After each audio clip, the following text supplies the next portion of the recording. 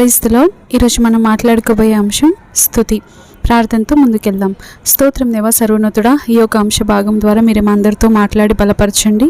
దేవా, మేము చూసేదాన్ని బట్టి దిగులు పడకుండా, చింతించకుండా, మేము చూసేదాన్ని బట్టి, ఎదుర్కొనేదాన్ని బట్టి మా ప్రతి పరిస్థితిలోనూ నిన్ను నిత్యము స్తుతించే వారిగా మమ్మల్ని చేయమని యేసు నామములో ప్రార్థించాడు పొంది ఉన్నామా పరమ తండ్రి. ఆమేన్. హల్లెలూయా. తెస్సలోనియులకు రాసిన మొదటి పత్రిక 5వ అధ్యాయం 16-17 వచనాలను మనం చూసినట్లయితే అక్కడ ప్రతి విషయం నందును కృతజ్ఞతాస్తుతులు చెల్లించుడి, ఇలాగ చేయటం మీ విషయంలో యేసుక్రీస్తునందు మీ విషయంలో దేవుని చిత్తం అని మనకు అక్కడ తెలియచేయబడుతూ ఉంటుంది. ఇక్కడ ప్రతి విషయం అనే దానిలోనే ఇమిడి ఉంది సమస్తము.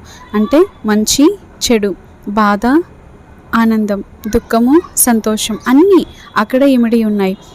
అయితే ప్రతి విషయంలోనూ కృతజ్ఞతాస్తుతులు చెల్లించుడి అని వాక్యం మనకు తెలియజేస్తుంది. మనం ఏ రీతిగా ప్రతి విషయంలో స్తుతించగలుగుతాం? ఫర్ ఎగ్జాంపుల్, ఒక గులాబీ మొక్కను 2 వ్యక్తులు చూస్తున్నారు. అందులో ఈ ముళ్ళ చెట్లలో ఒక అందమైన పువ్వును సృష్టించిన దేవుడు ఎంత కృపగలవాడు అని మొదటి వ్యక్తి గులాబీని బట్టి ప్రభువును స్తుతిస్తున్నాడు. మరో వ్యక్తి ఏమో ఆ గులాబీ పువ్వు చాలా అందంగా ఉంది, కానీ ఇటువంటి ముళ్ళు దానికి ఎందుకు పెట్టాడు దేవుడు, దానికి ఎందుకు ఇంత అందాన్ని ఇచ్చి ఇంత ముళ్ళను ఎందుకు పెట్టాలి అని దాన్ని బట్టి సనుగుతూ ఉన్నాడు. అతని దృష్టిలో అది ఆయనకు నచ్చలేదు, దాన్ని బట్టి సనుగుతూ ఉన్నాడు. ఇంకా అంత మాత్రమే కాకుండా ఒక 2 ఖైదీలు ఉన్నారనుకోండి. ఆ గదిలో ఆ యొక్క జైలు గదిలో నుండి బయటికి వారు చూస్తున్నప్పుడు మొదటి వ్యక్తి ఏమో ఆకాశమును దాని అందరి నక్షత్రములను చూస్తూ ప్రభువును స్తుతిస్తున్నాడు. ఆహా, నీ చేతి కార్యములు ఎంత గొప్పవి ప్రభువా అంటూ స్తుతిస్తున్నాడు. కానీ రెండో వాడు మాత్రం ఆ చుట్టుపక్కల ఉన్న వాతావరణం, అక్కడి మనుషులు, అక్కడ తను ఎదుర్కొంటున్న పరిస్థితులు, వాటిని బట్టి సనుగుతూ ఉన్నాడు. అంత మాత్రమే కాక 2 విద్యార్థులు నడుస్తూ వెళ్తున్నారు అనుకోండి. మొదటివాడు మార్గంలో చిన్న చిన్న పువ్వులు, సీతాకొక చిలుకలు, అక్కడ పక్షుల కిలకిల రాగాలు, ఇంకా అనేక రకాలైన మంచి సువాసనతో కూడిన పువ్వులు, వాటన్నింటినీ చూస్తూ ప్రభువును స్తుతిస్తూ ఉన్నాడు. కానీ రెండవ విద్యార్థి మాత్రం అక్కడ ఉన్న మురికిని, అక్కడ రోడ్డు పక్కన ఉన్న, అంత మాత్రమే కాక రోడ్డు మార్గ మధ్యంలో పడి ఉన్న రాళ్ళను చూస్తూ, ఏంటి ఈ రాళ్ళు ఇలా గుచ్చుకుంటున్నాయి, ఏంటి ఈ చెత్త, ఏంటి ఇలా ఉంది అంటూ వాటిని బట్టి సనుగుతున్నాడు.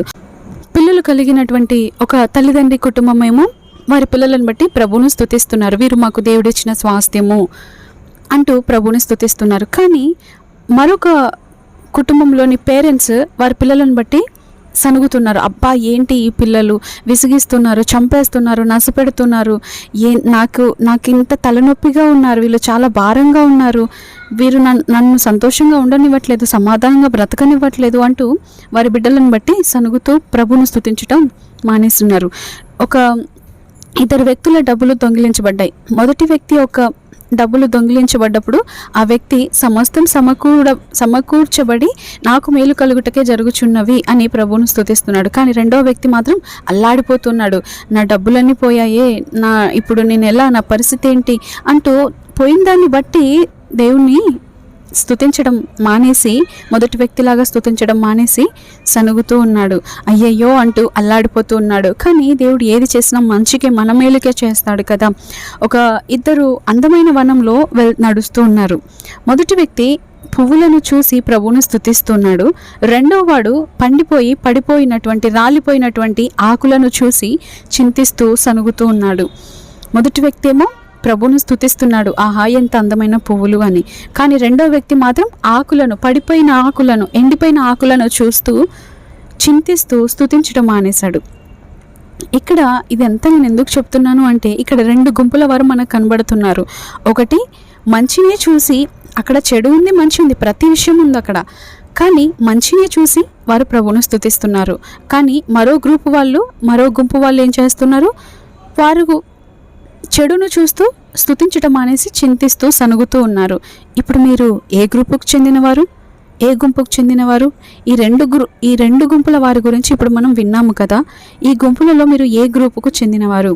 మీరు ఏ గుంపులో ఉంటారు? ఒకవేళ మిమ్మల్ని పరీక్షిస్తే ఏ గ్రూపుకు మీరు చెందినవారు? స్తుతించే గుంపులో ఉన్నారా, సనిగే గుంపులో ఉన్నారా? స్తుతించే గుంపులో ఉన్నారా, మండిపడి మరి సనిగే గుంపులో ఉన్నారా?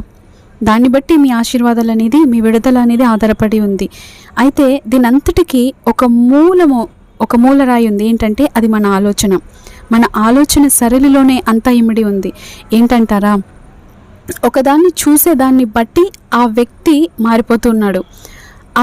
అన్నీ అక్కడ కనబడుతున్నాయి, కానీ ఒక వ్యక్తి మంచిని చూస్తూ స్తుతిస్తున్నాడు, మరో వ్యక్తి చెడుని చూస్తూ సనుగుతూ ఉన్నాడు. అదంతా ఎక్కడ స్టార్ట్ అవుతుంది? మన ఆలోచనలో.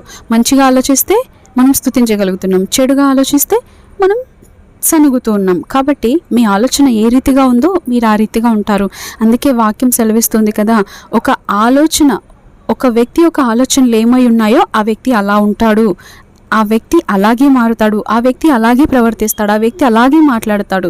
తన క్రియలు ఆ రీతిగా ఉంటాయి. తను ఏమైతే ఆలోచిస్తాడో అదే మాట్లాడతాడు, ఏమైతే ఆలోచిస్తాడో అదే చేస్తాడు. కాబట్టి మన జీవితం అంతా కూడా ఆలోచనపై ఆధారపడి ఉంది.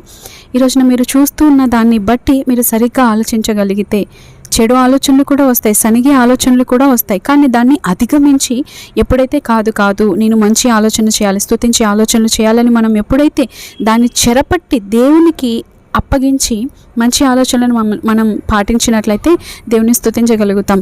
అందుకే అరణ్య మార్గమందు కూడా మోషే దేవుని ప్రజలైన ఇశ్రాయేలులను నడిపించుచున్నప్పుడు కానాను దేశమును వేగు చూడమని కొంతమందిని పంపిస్తాడు కదా.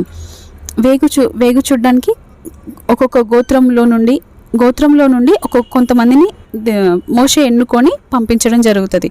కానీ అందులో 10 మంది ఒక గుంపుకు చెందినవారు, 2 ఒక గుంపుకు చెందినవారు.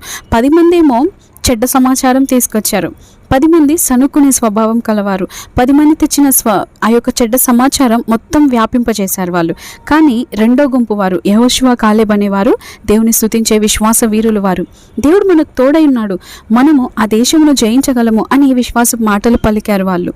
అవును, కనాను దేశమందు కాలేబ్, యెహోషువలు మాత్రమే ప్రవేశించారు. విశ్వాసంతో దేవుని మనం స్తుతించినట్లయితే మనం తప్పకుండా జయం చూడగలుగుతాం. మనం చూసేదాన్ని బట్టి ఎప్పుడు సనుక్కోవద్దు. ఎందుకంటే సనుక్కొనుట స్తుతి యొక్క శత్రువు. స్తుతించేవాడు ఎన్నడూ సనుక్కొనుడు, సనిగేవాడు ఎన్నడూ స్తుతించలేడు. స్తుతించేవాడు ప్రభుతో ఉంటాడు, సనిగేవాడు సాతానుతో ఉంటాడు. కాబట్టి మీరు చూస్తున్న దాన్ని బట్టి మీ నోటి మాటలు, మీ ఆలోచనలు ప్రభావితం అవ్వకుండా దేవుని వాక్యముతో మీ ఆలోచనలను నింపుకున్నట్లయితే దాన్నే మాట్లాడతారు, దాన్నే పలుకుతారు, దాన్నే చేయగలుగుతారు. కాబట్టి మీరు చూస్తున్న దాన్ని బట్టి చింతించకుండా నా దేవుడు ఇలా చెప్తున్నాడు, నా దేవుడు దీని నుండి విడిపించగలిగిన సమర్థుడు, ఇది చేయగలిగిన సమర్థుడు అని ఎప్పుడైతే మనం విశ్వసిస్తామో, విశ్వాసంతో స్తుతిస్తే తప్పకుండా యెహోషువ, కాలేబుల వలె మనం మంచిదాన్ని స్వతంత్రించుకోగలుగుతాం. ఆ రీతిగా స్తుతించారు, ఆ రీతిగా మంచి విశ్వాస మాటలు పలికారు. కాబట్టే అక్కడ వారికి చెడు కనబడింది, ఆ 10 మందికి కనబడినవన్నీ వీరికి కూడా కనబడ్డాయి. కానీ వారు కనబడిన దాన్ని మాట్లాడలేదు, దేవుడు ఏం చెప్పాడో అదే మాట్లాడారు. కాబట్టే దాన్ని వారిద్దరే స్వతంత్రించుకోగలిగారు. మీరు చూస్తున్న దాన్ని బట్టి మీరు చింతించి భయపడి కలవరపడిపోకుండా ఫియర్లో కాదు, ఫెయిత్లో జీవిస్తూ దేవుణ్ణి స్తుతిద్దాం. ఈ మాటల ద్వారా దేవుడు మనల్ని బలపరచునుగాక. ఆమేన్.